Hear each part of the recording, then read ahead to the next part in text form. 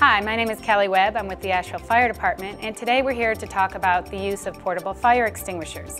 We're going to discuss how to use them and when to use them, and then hopefully if you're ever put in that situation that you might encounter a fire, you might feel a little more comfortable using the portable fire extinguisher.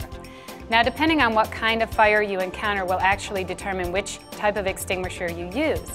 But to make things more simple, we're just going to talk about the fact that there is a portable fire extinguisher called a multi-purpose extinguisher. That multi-purpose extinguisher will cover pretty much any type of fire that you would encounter. Now, what I teach you today is not just for business purposes, but it's also for your personal life.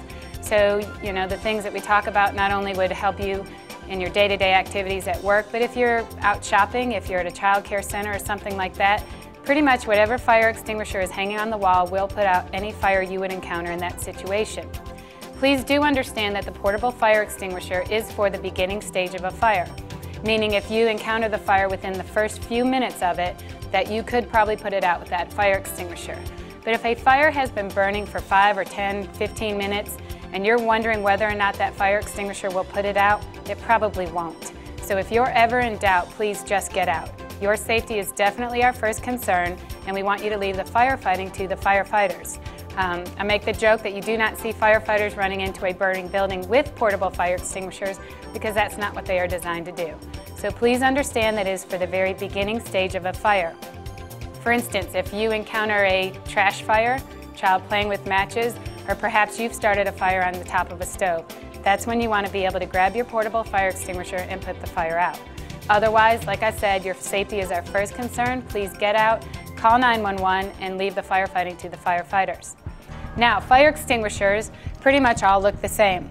They're this beautiful red color. We have a handle, that's what you can carry it by, and it's actually the top portion of the handle, the trigger, that will emit the agent. They all have a safety pin in there, and that safety pin is tied on by a zip tie, and that's so that somebody doesn't accidentally lose that safety pin or a child tampers with the extinguisher, accidentally setting it off.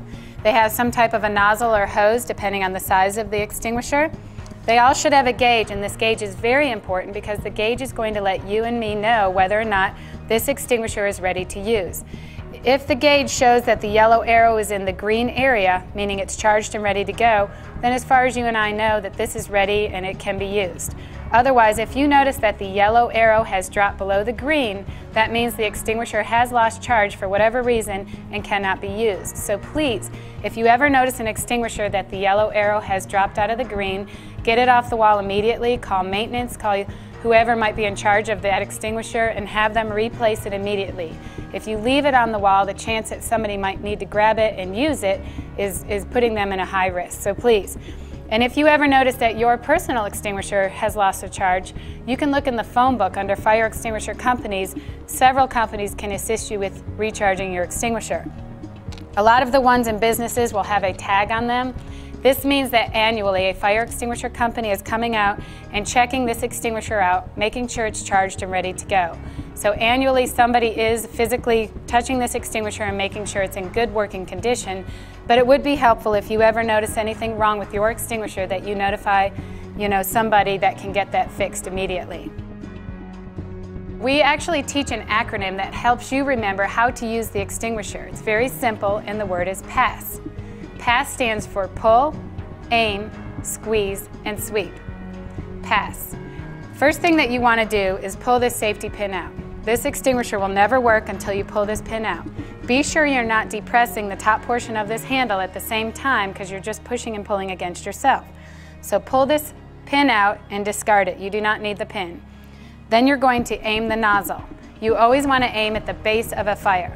It's very important that you understand what the base of the fire is because even though flames may be coming up out of that fire, out of the base of the fire, you can knock those back, but until you get the agent on the actual base of the fire, it will not be extinguished. So please understand that if you have a trash can that's on fire, that something inside of it is on fire, flames may be coming out of that trash can and you can knock it back, but until you get that agent inside that trash can, the fire is not actually going to go out. So be sure that you always aim at the base of the fire. So pull, aim, squeeze. You're going to squeeze this trigger. It will break a seal on the canister and the agent will be pushed out. Pull, aim, squeeze, and then we ask everybody to sweep so that you're sure that you cover the whole base of that fire.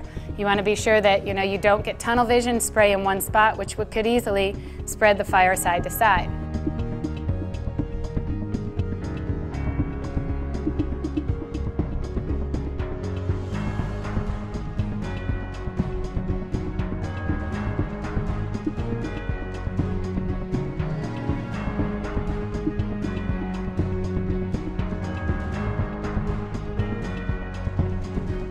You want to keep a distance of about 8 to 10 feet when you encounter a fire and you're going to use your fire extinguisher.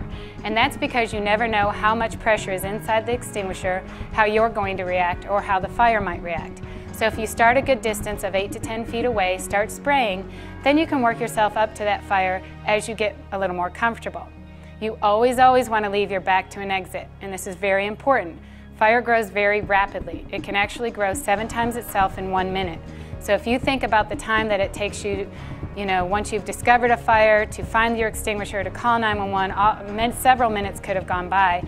You want to be sure that you don't get overwhelmed. You need to keep your back to an exit. If that fire gets out of control, then you can get out.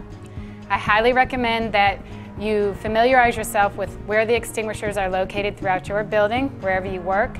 And also, if you do have one at your house, I highly recommend that you go home tonight, pull it to the front of your cabinet, make sure that it's ready to be used. It needs to be easily accessible and readily available at all times.